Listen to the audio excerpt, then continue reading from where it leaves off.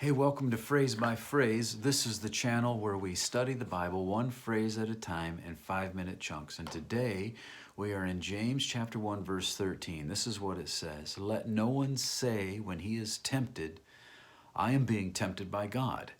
For God cannot be tempted by evil, and he himself does not tempt anyone. Now, that verse about temptation still is connected to the previous section on trials. All right, he's still dealing with that issue. And the word for trial and the word for temptation are the same word. I mean, God allows trials into our lives as we have been looking at, but with those trials can come temptation. For example, you might have a spouse who's going through the trial of, say, a negligent partner who really doesn't pay any attention to them. That's the trial. But the temptation might be to cheat on that spouse, to find affection and comfort in the arms of another individual.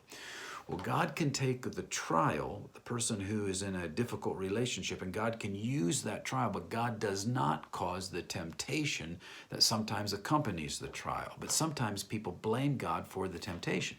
So James makes two very strong statements here. He says, first of all, God cannot be tempted by evil. And then he says that God himself does not tempt anyone. Now, those are important ideas, and really we're going to need to take some time to examine each of those. So I'm going to take several posts, because these are just in short little 5-minute chunks. So I'm going to take a number of posts to try to unpack all of these ideas. But we want to start with this first one that says God cannot be tempted by evil. And right out of the gate, there seems like there's a problem here, because if God cannot be tempted, then how do we explain that Jesus was tempted by the devil in the wilderness? That's the very beginning of his ministry. And so how could he be tempted if he's God and he cannot be tempted? Well, we could either say that A, Jesus is not really God, or we could say that Jesus was not really tempted, but neither one of those are satisfactory, and they both contradict Scripture.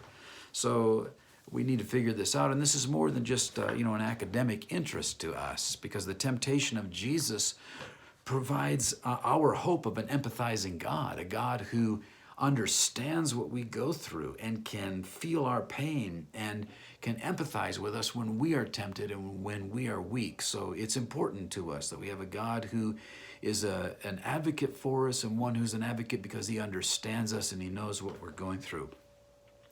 Well, there's some foundational truths that we need to establish right at the beginning when we start unpacking all of this. One of those is that Scripture clearly teaches that Jesus is God. In Colossians 2:9, it says, for in him, and in that context, it's talking about Jesus, it says, in him, all the fullness of deity dwells in bodily form. So it's very clear that he is God. And then also Scripture teaches that it's impossible for God to sin. In 1 John 1:5 it says, this is the message that we have heard from him and announced to you, that God is light, and in him there is no darkness at all. There is no moral impurity. There is no sin in him. Therefore, it is impossible for Jesus to sin, because Jesus is God. So how do we explain him being tempted if he can't sin? And how could his temptation be real if he can't sin? Well, that's what we're going to begin to look at next time. So I hope you'll join us. God bless you.